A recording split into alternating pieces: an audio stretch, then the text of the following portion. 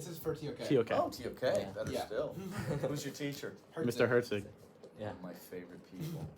Is it filming? Yeah, I'm filming. Okay. Okay. This is being recorded, by the way. In case Okay. That's okay with you. Yeah, I'm happy to Okay. get recorded. My name is Mattew Anazco. This is Luis Ferreira, Bunjiro Yamada, and Sebastian Garcia Escobar. Mm-hmm. Okay. You want to move that? Is that on your way? Yeah, I should probably move this.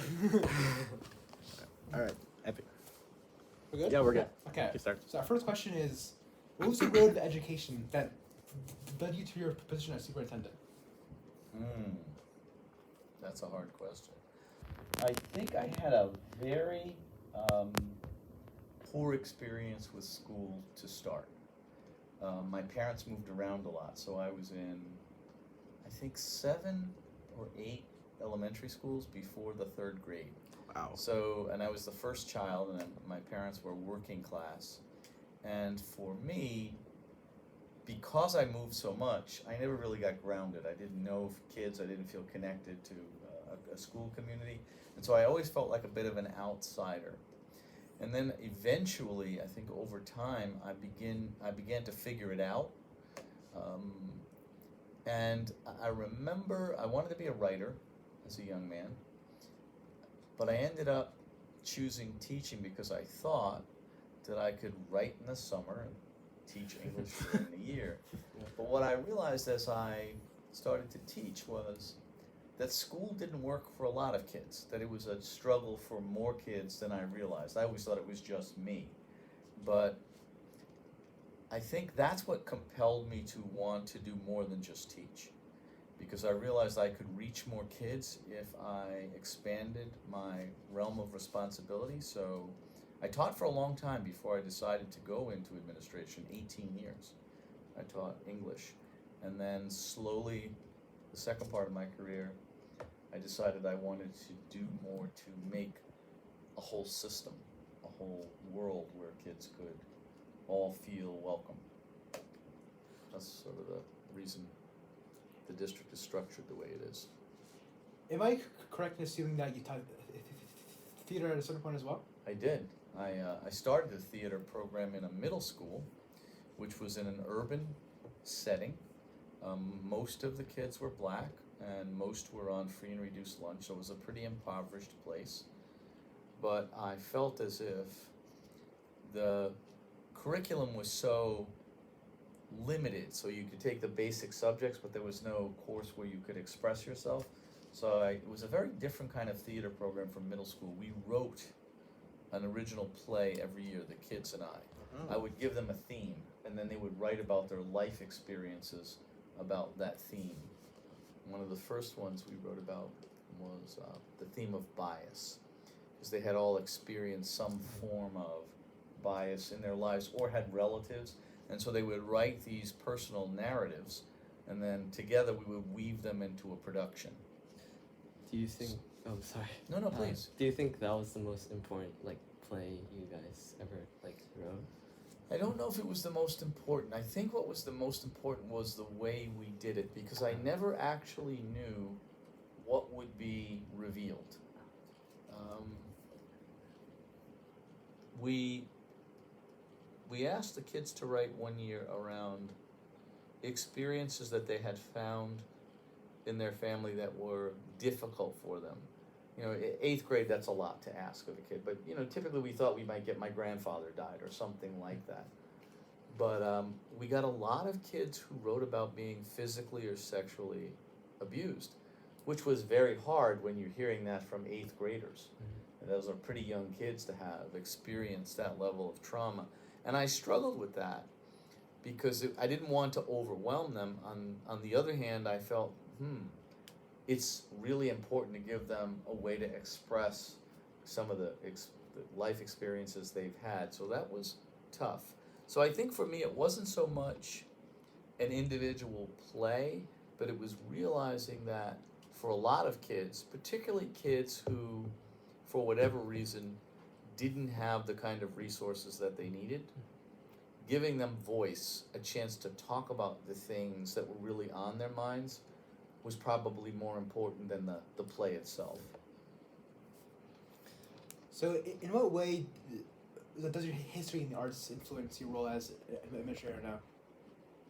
really good question. So when I was a young teacher, I worked in a place that, unlike your school system, was completely tracked. So there were multiple levels. So in 8th grade, when I was teaching in Mount Vernon, there were 5 levels. There was the level 1, which was the so-called advanced kids, level 3, which was the average kids, level 4 was the struggling kids, level 5 was another level of struggling students. And what I found, because I taught all the levels, was the levels weren't very accurate. There were lots of talented kids in all of these different levels. And so the arts was a way to get kids engaged that was, at least on the surface, not academic. And what I found was when you gave kids a chance where you took the barriers away, there was a lot inside of those kids that couldn't be expressed when you told them, you know, you're this or you belong in this box. And so I began to try to figure out, what does that mean for school? And I fell upon this genius of a man who had just begun to develop the idea of multiple intelligences, that we all learn in particular ways. So I am very verbal linguistic. I speak pretty well. That's one of my strengths. Some people are very spatial. They see space and time. Some people are logical, mathematical. And so what happened for me is the arts made me think about how to open doors. And then this theory of multiple intelligences led me to this idea that if you create different pathways for kids to access or express themselves, they can likely do far more academically than you would have thought. And a good example is your school. When I came here in 1999 as the assistant superintendent, everything here was tracked. So you had to test your way into an AP class, and ironically, we were a low-performing school district then. So we had these, you had to test in, you needed a 93 average to take an AP class, and we were among the lowest performing high schools in Westchester County. And I had the thought, which didn't go over very well initially, that if we gave more kids a chance and stopped focusing just on test results for a little while, gave people a chance to get comfortable in more rigorous experiences, that things would change. And of course, you know, we went from being a low-performing high school to one of the highest performing in the world, and we did that in the opposite way that people think. Instead of keeping kids out, we said everybody can come in. And what happened was more and more kids became high-performing. And now I would argue, and this is the point of my story, is you and your parents decide what your pathway is. We don't predetermine that based on a test score you're going to have access or not. You're going to decide, is this what I want to do? And if it is, we're going to help you do it. We're never going to say no unless you ultimately decide it's not in your best interest. That's why some kids take the full IB, some kids take just some courses. So all of these experiences led me to create what is this system. I don't know if you realize this is actually my 21st year as superintendent, which is double that of anybody around us, because I think you have to stay a long time to make the kind of changes we've made here. You have to help teachers get ready. You have to help the community understand that while we're doing things differently, it's still going to be an advantage to all kids. Nobody is disadvantaged in our system. And whether you come from a family that has a lot of resources or a family that has few resources, you're never denied an opportunity. That's, I think, what makes us different. Okay. That's a long answer, sorry. Okay. No, it's great though. Yeah. Really good. It's so good. So what do you think have been the biggest contributions you made to the district since you've arrived? I think that there are two things I'm most proud of. The first is that we live by the ethos that all means all. So any child that walks through the door has the same inherent worth and value. It doesn't matter where you start. It just matters where you finish, and we're going to help you get there, and we have no expectations that your journey should be the same as your journey. So that is a big shift. The other one that I would say is really, it's hard for people to understand, but We have 4 different elementary schools, right? Yep. What elementary school did you go to? San Jose Preston. Preston. Preston. Harrison Ave. Harrison's. Harrison Ave? Yeah, Harrison Okay, Ave so or Parsons. Yep. very different places to grow up. So there are more resources typically in Purchase School and in Harrison Avenue School because people have more means. Parsons School and Preston School are more like my family, working class, sometimes upper middle class, but mostly working class. And what used to happen was the 4 elementary schools would fundraise in their own schools. So each PTA had different resources, and they would provide some things in Harrison Avenue that weren't available in Preston. And for parents, they couldn't initially understand that it was better if the 4 elementary school communities came together and saw the benefit in helping everybody's kids, because everybody ultimately ends up here or at the high school, and if we all come through this with a better experience, it's better for everyone. And so I think the other great accomplishment is we took these 4 separate schools, and we're the only school district in Westchester County where all 4 elementary PTAs fundraise together. You know, if you've ever been to the carnival, so that's how we put the arts programs in the 4 elementary schools. Everybody has access to that. And so I've tried really hard to build a community around the idea that if all means all, then we all have to care about everybody's kids. It can't be that I care for some kids and not others. And then if I can have a third, I think the third is I've been very successful at bringing children back who were severely disabled, who used to have to be put outside of our district. So if you've been in our high school and you've seen our phase program, those children used to not be housed in their high school. Well, they live here. We want them to be a part of our community. Everybody has to have a place at the table. That's my approach to the work. Great. Is there anything you would have changed about your experience as a teacher or superintendent? That's a really good question. I don't know that I know the answer.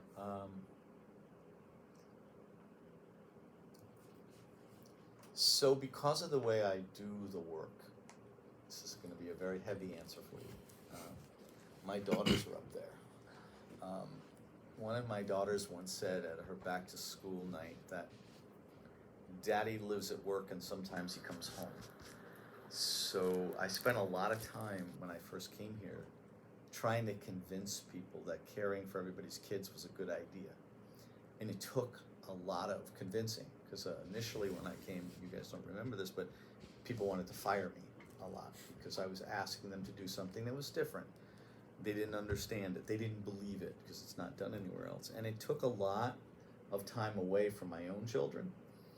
And so, I mean, they've grown into great kids and they have the same beliefs, I think, that I do, that everybody matters. But I think it took a lot from them. And so if I had to do it again, I don't know that I could do it any differently, but I would try to be more aware of the effect of doing the kind of work that I do on my family. Because you guys, I view the children that go here as important as my own children, but I do have my own children. That's good. So what topic from either your personal or professional life do you feel the most familiar with? So that's another good question. So the topic I'm considered most expert in is leadership. And obviously literature. I was an English teacher and a theater teacher, and I think those two things connect. But our district is very different because usually in education you become a teacher and then an assistant principal and then a principal and then maybe a director, an assistant superintendent, and a superintendent. That's not the way I do it. I look at people and I try to see their potential. So, do you know Mrs. Malchevsky, the director of guidance? Yeah. She was a math teacher here, and she has no experience in guidance, but I saw her as a very bright young woman, and I invited her into a program that I operate through Bank Street College. I do this with a lot of people, and I spend 2 years with them as they go through their leadership program and train them in our philosophy of what it means to lead. Because the misunderstanding is that you just work hard and then you get the keys and you're in charge. But here's what I think, if you think about, there's a misunderstanding about leadership, is that somehow because I'm the superintendent, I get to tell people what to do. But the truth is, you don't really get to tell anybody what to do. You have to convince them that what you want them to do is in their own best interest. Because people can say yes, they can comply, but whether they actually believe in what you're asking them to do is something else. Because what you want to believe is that when you're finished and you're not looking, they're going to behave in the same way. And so my expertise is in trying to help people understand what leadership is instead of what it's not. It's not telling people what to do. It's getting people to commit to a set of beliefs that we can all agree on. We can disagree about a lot of things, but if we all start out with the idea that everybody is inherently valuable because they're here, that's where we start the conversation. It's if I come at you like I'm the boss and I know everything, well, that'll last for about an hour, and people are gonna either follow you or not. And the question I always ask the people that lead for me is, why would I follow you? Because you have a title? Is that why you follow people? Is that why you care about or respect a teacher?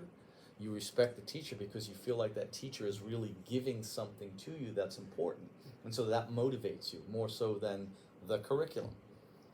Mr. Herzig, there's no question in my mind, he puts a lot of effort into the thinking behind what he's doing. And kids know that. Mr. C, the legendary Mr. C, the math teacher, and he's a great teacher, but if you talk to kids, they don't talk about his teaching, they talk about his commitment to them. And so I think that's what leadership is. Funny. You don't need a title to do it. You lead by the way you behave. I say this a lot. I used to say this during COVID a lot to parents when they were really upset with each other, who wanted to wear a mask, who didn't. The kids are always watching. Whether you think they are or not, they're watching. They're going to pick up on everything you do. If you're angry, if you're disrespectful, they're going to think that that's an okay behavior. And you've got to fight against that. Because, in my job, I get a lot of criticism, and some of it is, fair, and some of it's not. My job is not to get mad, but to listen and figure out, how do I get people to reconsider what they're thinking? So my expertise is really in leadership, and I spend a lot of time, the majority of my time, trying to help people think about what it means for us all to lead. Wait, can I? Yeah. Is that sorry, the whole taking like that one math teacher and turning her and supporting her to become the head of the guidance counselor? Is that similar to what happened with Mr. Courtwright? Because I remember him as my math teacher in elementary school, and now he's the principal. Mr. Courtwright, I actually hired for his first administrative role. So when he first came, he was the supervisor of elementary mathematics. But he's so talented, Mr. Courtwright. And he then became the director of mathematics, K-12. And this is a funny story about Mr. Courtwright. He was ready to do other things, and I said, what do you really want to do? Now, he had at this point been in all 6 schools, and he said, I want to be the principal of Preston School. I said, okay, well, that's really interesting.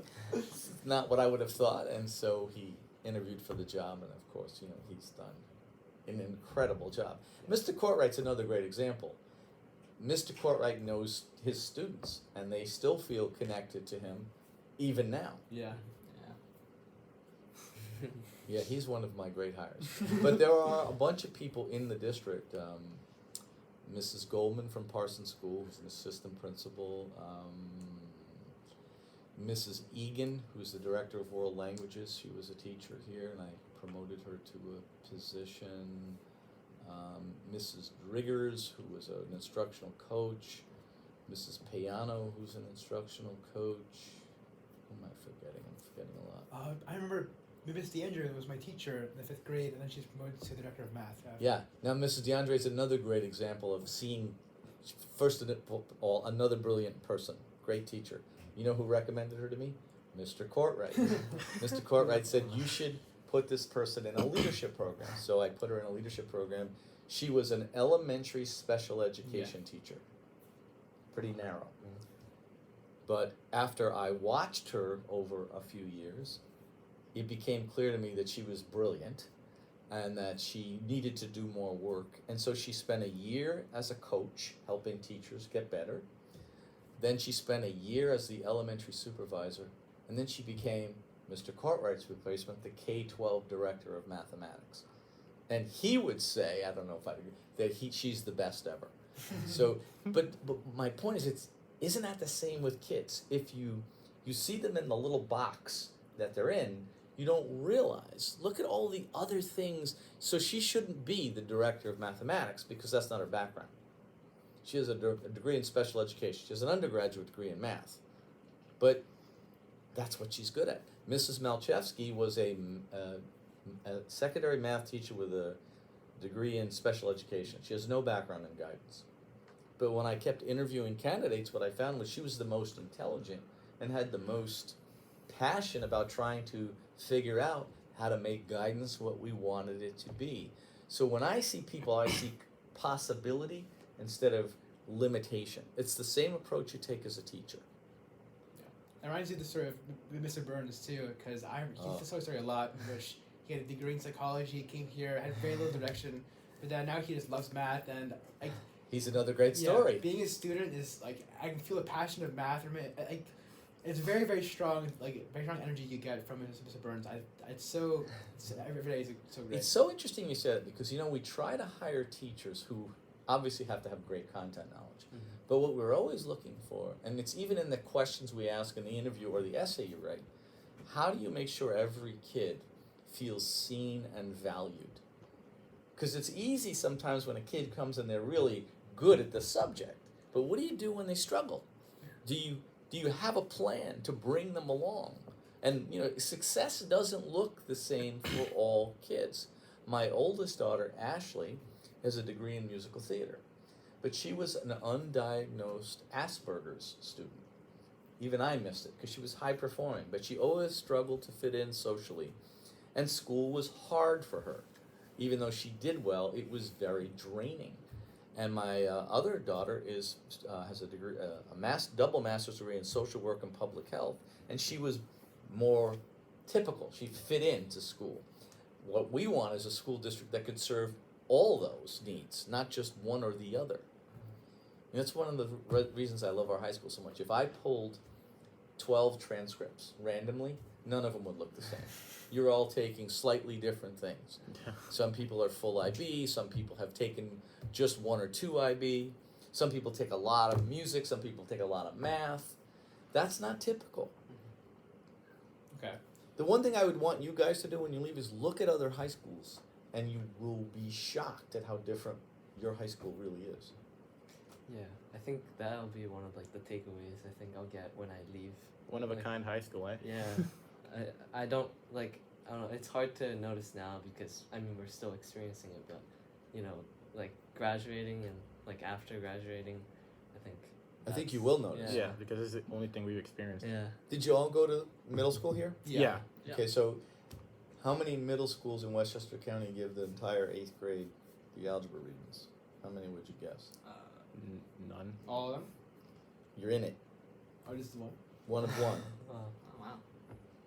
Because the supposition is not all 8th graders can do it.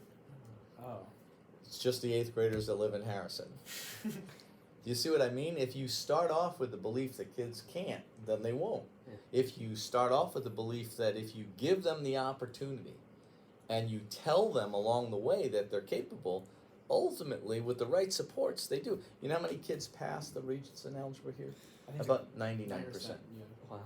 The only kids that don't take it are most severely disabled children who just will never take it. It's not appropriate. But that gets you ready for, the reason we do that is, there's no way you would get to multivariable calculus if you didn't take it in the 8th grade. It wouldn't be an option. Did you take topics in pre-calculus in 9th grade? Why do you think we did that? Because we wanted to make sure that if you wanted those other math options, they were available to you. In most school districts, the ultimate math course you can take is BC Calculus. In your school, it's one level above that. Yeah, I remember my parents immigrated here from Paraguay, and like when I was born, like I was gonna go to White Plains High School, and like they had to make a really like choice like where they want me to go, and they just after that they decided here is the best place for me. I'm really happy that I made that decision because I feel like here is definitely the most opportunities I would have gotten in the circumstances that I'm in. Honestly, I think, and you know, I don't say this because I feel so much affinity, but you know, if I ever die, my legacy will be that high school because it does things for kids that no other high school does. And I would put my own children there above any high school I know. You know, IB comes all the time and asks us questions. Dr. Tyler could tell you this. They can't believe our results because in most IB high schools, they force kids to test into the IB program. And here we say, come on in. And we're outperforming, I think we're in the top 2% of academic performance in the world with all of you kids participating. Yeah. So that I think the big story for us is, if you notice there's like 9 million lighthouses around here, there's one that are everywhere. So one year I made a speech. I make a lot of speeches, as you guys know. I was talking about wanting to be a lighthouse district. And so people didn't really buy into my story, and so as a goof, I got like 900 lighthouses. But now we are considered a lighthouse district because people come and study us to say, how did you get all the kids to perform at this level? And that was always the point, that we want to be able to use research to prove one idea. Every kid deserves the best possible opportunity that they can manage. And shouldn't be up to the school to decide that. It should be up to the child and the parent. It's just a different mindset. We don't track you, you track yourself. So you've talked about this a little before, but what kind of environment did you enter the district in, and what kind of environment do you want to create? Well, I entered a district that was in pretty deep trouble, honestly. So we are what is called a high resource district. That means compared to some districts, we have more resources. So we are compared usually to Mamaroneck and Scarsdale and Chappaqua and Rye and Blindbrook. But the truth of the matter is we're nothing like them, because 24% of our high school is on free and reduced lunch. That's not in Rye. You know what the percentage is? Take a guess. 5. 1%. Wow. So we are not like them, but because we have resources, people think we're like them. So when I came here, of those 36 schools in southern Westchester that are high resource, we were out of 36, we were 36. And now we're typically 1, 2, or 3. That means we outperform districts where all the kids start off with financial advantage. What does that mean? It means that we do a better job of making sure kids who start out without the same advantages catch up. So what I wanted to do was create an environment where everybody bought into this idea that everybody's child should get challenged. That's why we have so much co-teaching. And I know if you've noticed that along your journey, we even have co-teaching for ENL kids. Because the more you expose kids to one another and they see the potential in other people, it changes the culture.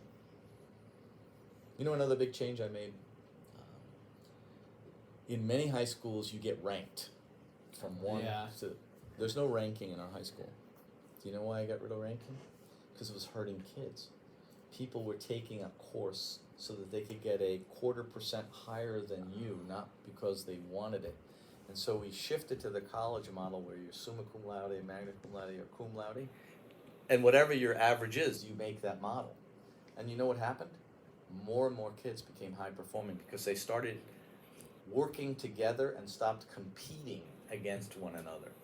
And then I did away with the idea, because everything here is on purpose.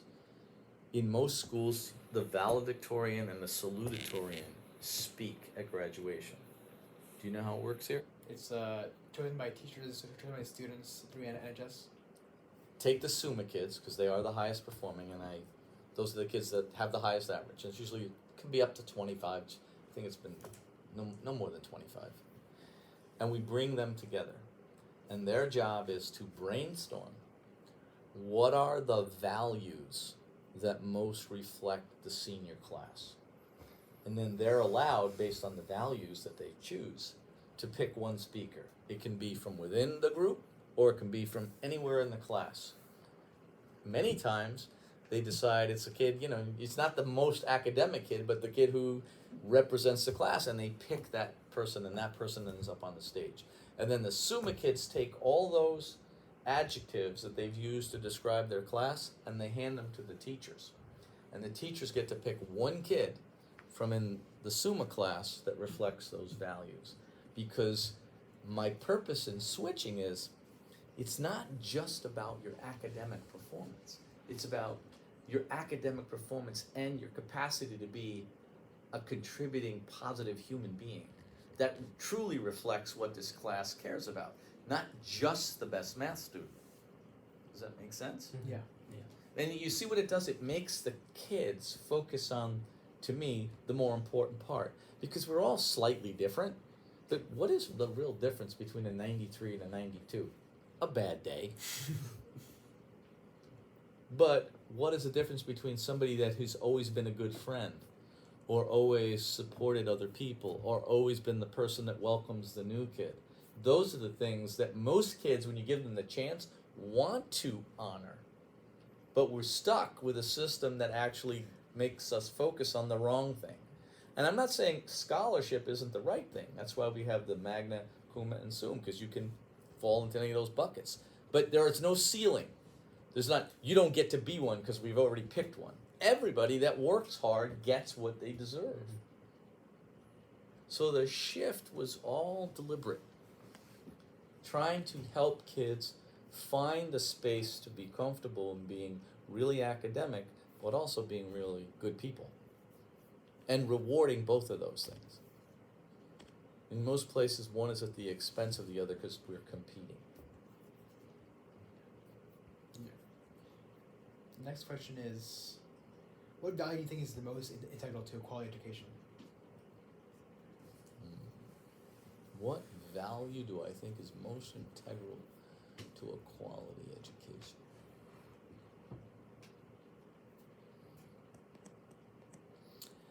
Well, there's two ways to answer that question. The most important aspect of this school system is the quality of the faculty. Nothing happens without great teachers. You can have the best system in the world. If there aren't great teachers, it doesn't matter. And it's just a need. So for me, I've always emphasized the professional learning that we provide to teachers year in and year out. So our summer program for teachers is bigger than most graduate schools. We run like 40 programs every summer for teachers. We only have 330 teachers, and we usually have 550 people registering, which means most people are taking more than one course every summer. So your teachers are the most well-trained in the country. And if you're a first or second year teacher, for your first 2 years here, you have to give us 4 days every summer. The first year, we orient you to our values and our way of planning. And then if you're in the second year, you design a unit over that 4 days, and then you present that unit to the first year teachers to be judged. So the greatest value in a school system is the quality of the teachers. If you're asking on a personal level, what is the greatest value that you need to bring to get a good education? You need to have a purpose bigger than yourself. If you're motivated to learn something because it's important to you, you'll approach everything differently. I just finished your letter. You guys are all seniors? Yeah. So I just finished your letter a couple of hours ago, and it almost killed me to write it, but it almost always does. And it really asks the question, how do you know? You typically ask kids, what do you want to be when you grow up? Well, how do you know? And I'll preview my letter for you. It says the answers are really behind you, not in front of you. If you look back at your childhood and you think about, instead of asking the question, what do you want to be when you grow up? What did you love doing when you were a child? What made you happy? What experiences really challenged you, made you sad? What are you most proud of? If you start to think deeply about who you were as a child, you can often find the answers of who you want to become or what path you want to follow. So when I look at my own life, I didn't start out wanting to be a teacher, but I realized looking back that as a child I felt like I didn't fit in, that school didn't work for me. And what that created in me was the need to create a place where kids felt that they did fit in. I didn't understand that. But if I look back now at my childhood, and like I remember I used to I had building blocks, you know what those are then? So I used to make these cities, and I used to have little people, and I would fill all the little houses with people, and in my head I was making the world I wanted to see, which was a stable place where families stayed together and everybody felt safe. And if you look at what Harrison is, the school district, it's kind of that.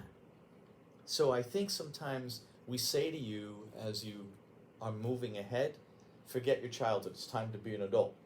I would argue it's time to be an adult, but sometimes the answers in what you want to become are behind you. What is it in my childhood am I running away from? Maybe that's going to drive you. Like I know for my kids, I never wanted to move my children once because I knew what a trauma that was to change schools or to be a stranger in a community. It's hard. And so, yes. I have a call in 5 minutes. I just want to give you Yeah, tell them to start without me. tell Brian to start without Yep. Am I going too long, guys? No, it's this great. is great. It's It's really really good. good. Okay. So how do you think you differ compared to your fellow superintendents in New York, either in terms of approach or background?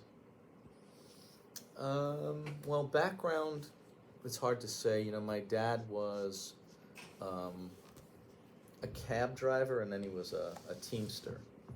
So I don't think there was any expectation that I would end up with a doctorate from Columbia. You know? And particularly where I started, you know, my education, I fumbled a lot because I was always behind, and I eventually caught up. But I think if there is something that I'm proud of that makes me a little bit different, it comes back to the question you asked me about what would I do differently. I've never done this job to try to keep it.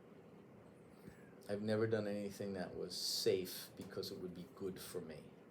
It would have been very easy for me to keep Harrison the way it was. Nobody was screaming to change it, even though we were at the bottom. But I try really hard to always remember that the work I do is not about me. And when things get really tough for me, I have this space I go to that just says, remember the 3600. Forget about the politics, forget about whether they're going to like you or not like you. If it's not good for the kids that go to school here, don't do it. And I would argue that, and it's not a criticism of my colleagues, many people want to keep their jobs because that's the most important thing. They have families, they want to pay their rent. And I wanted those things, but I didn't want them more than I wanted to create that place where everybody felt safe. And so for me, I've taken a lot of big risks. I've asked people to reconsider their values. In most school districts, kids are tracked.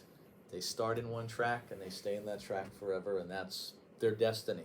When I got here, I could tell you when you exited 5th grade, were you 10 years old in 5th grade? No? I could tell you with 100% accuracy whether you take AP Calculus. Because we gave you a test in 5th grade, we tracked you into high-level math in 6th grade, and that's it. You never moved. So I decided who you were going to be academically at age 10. And that sounds so crazy, but most districts are still doing that. And in order to get people to change their mind, you have to ask them to rethink everything that they believed, which is hard. And I'm always humble about it. I don't just say, you know, I'm right. I try to show people why I think I'm right. I do my homework. But what differentiates me from many is that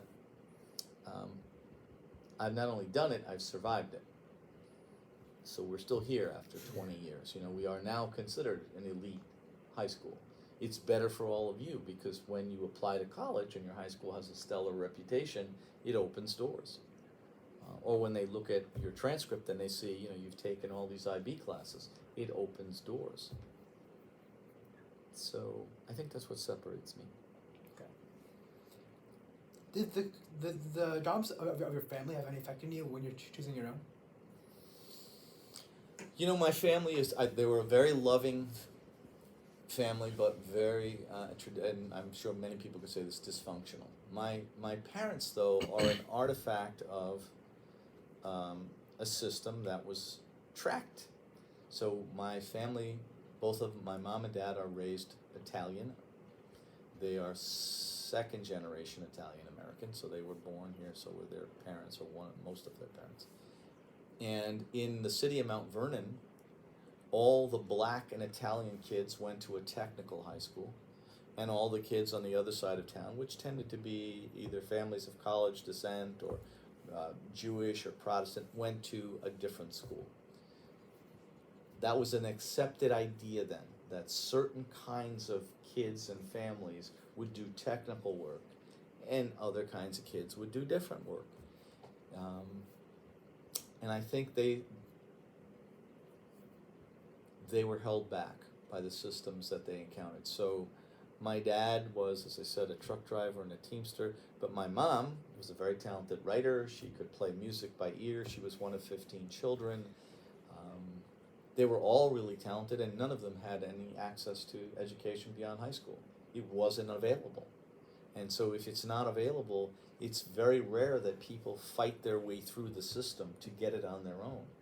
The difference here is we try to give kids that leg up so that they don't have to fight to get it. They can have that shot. So I think I think I'm very lucky. You know, I ended up at Eastchester High School when my parents divorced, and that was another shock because it's a very small community, and I was an outsider coming in the 10th grade. And I struggled there, but I ultimately became the president of that high school because I'm a good speaker and I'm a good writer, and I got a scholarship to college. Now, you guys have gone through the college process now, right? Yeah. No. So the first time I heard the word SAT was the day I showed up to take one. The first time I saw an analogy was the first time I read one on an SAT exam. So I felt always disadvantaged. I also, but I got a scholarship based on my rating to Manhattanville College. I didn't know where Manhattanville College was. Coincidentally, it's in Harrison. So, my dad said good luck. No one ever looked at my transcripts. No one ever, not because they didn't care, they didn't know. So I went off to college on my own and struggled a little bit, and then figured that out. And got into teaching, and then the rest. I found my space. I found the work that I wanted to do. And if I look back at my childhood, which is but I could have seen it coming. I can really resonate with the story of your father because my dad is also a driver of a taxi and has been since I was born, and he was in the Navy in Paraguay when he was a teenager, and he studied the science of bullets. And when he came here, he still remembers some of the knowledge, but he didn't have any chance to do anything. He's 25, didn't speak any English, so he chose a taxi because he had to do his drive, and he still does it to this day. Well, you know, I will tell you, I drove a taxi when I was working my way through college, and then when I was a young teacher, my wife stayed home with the kids, and we didn't have a lot of money, and so I drove a taxi on weekends, and I coached cross country and track and field, so I had lots of jobs. But I learned just as much about life and influencing people driving a taxi as I did doing anything else. You know, I would sometimes have 5 strangers sitting in my car, and I'm thinking, okay, how's this going to go? You know, and what I learned too was the extraordinary dignity in doing hard work. And, you know, I remember driving a cab, and sometimes in the early mornings in Mount Vernon, and most of my customers were black and on Sunday mornings there were mostly black moms who worked all week, and what did they do on Sunday? They went to church, and they could only afford to tip me a nickel, but they always did. And I will tell you that those nickels meant more to me than $100, because I realized what it meant for those people to give extra. And so I don't know, I learned a lot about humility and never seeing people for what their material value is, but seeing more deeply as to who they are as human beings. And I can't tell you how many times it's been the people that you least expect to help you that help you. I think I took from my. Yep. I think I took from my dad's career was that he's doing it because he wanted to. At a certain point, I think he found a lot of joy in his driving, and that he's very like similar experience to yours, in which like he drives only night and white planes. A lot of customers sometimes can't even afford it. A lot of them like tip very little, but he just enjoys like taking people like where they need to be, because people working very late at night are usually like people who are like working 2 jobs. Yeah. Or just need them out. So I think I'm very proud of my dad, because I think it's a very like honor. It's a very honorable job. Yeah, I think it's like. But that's fine. the other part of this. There's honor in work. We tend to we put people in boxes that this is important work and this is not. You don't really know. When I was growing up, the first time I bought a house, I had no money, and the person who loaned me the $1,500 I needed to get to my down payment was the head custodian of the high school where I went to high school, because he remembered that I was a good kid. We had remained friends, and I respected him, not because he was the head custodian, but because he was a great guy. And so you never know who is going to be the person to make the difference. The purpose of our school system, though, is to create a system where those things are not accidental, that everybody's sort of committed to being that hand up. And we tend to think, well, the kids who are find a course really simple are the ones that are not struggling. You don't know who's struggling. They might not be struggling in math. They might be struggling in life. And so I think seeing the value in people is the great lesson that I have learned in life. And in some ways, I think about my childhood. Sometimes it wasn't all I wanted it to be, but it taught me a lot more than I realized. Does that make sense to you? Yeah. So, what department of the district do you personally resonate the most with? Ask me again? What department of the district do you personally resonate the most with? That's so hard. It'd be hard to pick a favorite, but I go to just because I can. I can't go to every sporting event. I try to go to every sectional game. But I go to, as you know, every play and every concert, K to 12. So that's a lot of concerts and plays. And I get, the arts were the first place that I was able to open doors here. The band was the first heterogeneous program I was able to create. And so I cherish the arts, not above any other, but because they were first and because they embraced this whole idea that everybody should be invited in, they're a special department. And they do, we do extraordinary work there because the kids write their own shows too. Yeah. In theater. We have the one acts that kids write and direct. It's always, again, giving as much opportunity for kids to find out who they are in school is a big idea. Yeah. I've been playing the trombone since I was in kindergarten. And I have a concert, I see you in the audience, there he is. It makes it Yeah, I'm not very, very Mr. proud One. and happy just to see you there. And I was thank talking you. to Dorcher about this interview yesterday, and she spoke very highly of you, and she said thanks for supporting the art stuff so far, because I think for me, it was probably my favorite experience of high school, like playing my instrument, just watching the plays. It's all been so fabulous. So it's impactful for me, and I think just doing that for every student who loves music and loves the arts means so much. And thank you so much for continuing to support the arts. It's been my joy. Do any of you play violin or strings? I I do. used to, yeah. So when I came, there were no strings. Oh, really? Really? Yeah, no, I brought the strings program back, and people couldn't understand. No one's going to play strings, and now, of course, the orchestra is as big as the band. Yeah. Wow, We didn't have I had no idea. we had a department of one, and I had this woman the first year just ride around to the elementary school, so it took a long time to get it. Yeah. But it's a great program. Yeah. Is there any? This is a new question. Huh? This is a new question. Yeah. Can I just say Yes. that before? Because like, Yeah. I should have said it like after your response to like the question before this, what you just answered now. But like I was still thinking about it. What you said about like how people label like some jobs as being important, other jobs not being important, and like how that creates like problems. I was thinking that sounded really familiar to something I've heard before, and I work at a sandwich shop. I complain about it all the time, so it's gonna be very ironic to them. But my manager, like every day, reminds me that like we are feeding people, and that like we shouldn't feel like, oh, I have to go into work every day. Like I get to come to work every day. You know what? Good for him. And ever since like I started like listening to that more, like after every like bad customer, which there will always be a bad customer, I always think like, yeah, at least he's not hungry. Good for you, man. You know, that's so funny you say that. There's a joke that I tell. People say to me, how do you get fired in Harrison?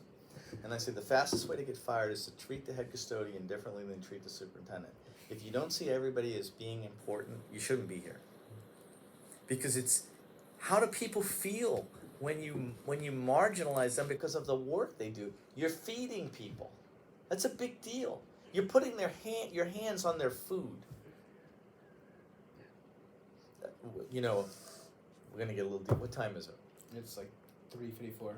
3:34. 3:54. Okay, we have 6 minutes. Okay. I have to call the board president. We have 3 leadership theories, not to get kooky on you, but one is called adaptive leadership, which means that you're always trying to get people to think about their values as opposed to, turn the light switch off. But the one that people struggle with is this concept of transformational leadership. It's kind of like your boss is saying to you. It's you and I can have an interaction. I can pay you for something and you give me something in exchange. That's a transaction. But if I see you as a human being and I want to see how you're doing while we're having that transaction, you feel differently. So if you go to Starbucks during the busy time and you're getting impatient and the barista's killing themselves and people are starting to get nasty with them, that's a transaction. But if you just twist it for a minute and say, I really appreciate how hard you're working, that person suddenly releases all that negative energy and says, I feel seen as a human being. That's a transformational behavior. And I say to my team all the time, every interaction we have should elevate you and the person you're talking to. And if you approach every piece of, every single opportunity that way, people notice. They feel differently. The energy you give them is very different, and they give you something back that is very different. And sometimes it takes time. Sometimes the grumpy ones over time, if you keep being nice, suddenly they go, hey, maybe I should like this person. So I think it's partly keeping the doors open. Okay. So we're faster. What is one thing you'd like to learn more about? There's not one thing. There's a million things. So I view myself. People say, how do you describe yourself? As a research practitioner. So I'm always reading something, and it's never what I expect to be reading. Like last night I was reading your letter, and I used a quote from Picasso, but I was researching something I had remembered from a long time ago. Picasso has this famous painting called Guernica, and it's a giant mural, and it took him 6 weeks to paint it. And what I was interested in is that it's considered a masterpiece, but the people were waiting to see it, this giant mural in the square in Spain. And while they were waiting, he was behind the screen still painting, because it's never finished. And for me, the idea of learning about learning, or learning about leadership, or trying to understand what motivates people is what I want to continually deepen my understanding on. So in some ways I learn and learn and learn I mean, you guys have heard a lot of my speeches. Well, some people have heard a lot of my speeches. And they're really always the same speech in a different guise. It's always getting you to think about, what do you care deeply about? What is your responsibility for what happens? What is your part of the mess? What do you need to do? So those speeches are as much for me as they are for you. I'm asking myself the same questions. What is something that you like to introduce into the district in the coming years? Elementary world languages, Oh. and that will happen within the next 2 years. Oh, nice. Yeah, because ultimately what I would really like is I'd like the kids to have the option to study 2 languages if they can start earlier, they might have room in their schedule when they get to the high school. I feel like starting earlier, like for me, I guess, like if I came here from Japan when I was like 5. If I hadn't come like that early, I probably It would have been a struggle. Yeah. And I've also struggled with languages like Mandarin and Japanese because they're, as you know, symbol-based. Yeah. And so trying to figure out how to introduce them into the environment. If you don't introduce them early, it's a very hard language to catch up on. Yeah. Because it's a different frame of reference. But I love the concept of the IB because it does help us to think about how our cultures are all interwoven, whether we think they are or not. Okay. What would you have done if you weren't a superintendent? That's a good question. So, probably been a writer or an actor or both, and that was kind of what I was doing a little bit. Yeah. And a little stand-up comedy, but we won't talk about it. Based on your answer, what are your favorite pieces of media, such as music, movies, or shows, or plays that you like? Well, I don't know that I have a favorite. I like anything that's really well written and makes me think deeply. So my favorite play ever, do you know what it is? It's The Man of La Mancha. Do you know The Man of La Mancha? I do not. Okay, No. well, you should definitely go home and watch it. Okay. It's a great story. It's about a person who's in prison during the Spanish Inquisition, and he's an actor. And he meets a woman who is a prostitute in the prison. And he immediately sees her as this chaste and magnificent human being. And he keeps telling her that. And she hates him for it because she sees herself as worthless. And the story, it's a play within a play. He starts to act this out as, you're my fair maiden and I really care about you. And within the play, starts to die, and she loses her mind because suddenly she realizes he sees in me something I don't see in myself. Mm-hmm. And isn't that what great teachers do? They see in you something you don't see in yourself. And so I like things that lift me, that elevate me. Okay. Yeah. One last question. Okay, last question. Why don't I believe him? Why not bow ties? Why not boat? It's too much work. Also, what is with the bear in the back? That's a good question. That's a The gorilla? No, that's a. It's a gorilla. It's a gorilla. It's a 900-pound gorilla because in here there are no 900-pound gorillas in the room. Everything gets said. You need to come in here and tell the truth. I need to tell the truth, and you need to tell the truth. It's just a reminder, kind of a playful one. And behind you are my 2 bookends. One is Don Quixote, and one is Sancho. Man of La Mancha is based on the legend of Don Quixote. Yeah, that was the last question. Thank you. Get that. It was a pleasure. Get that really quick. I'm so glad you came. I really enjoyed it. I'm glad I Thank you.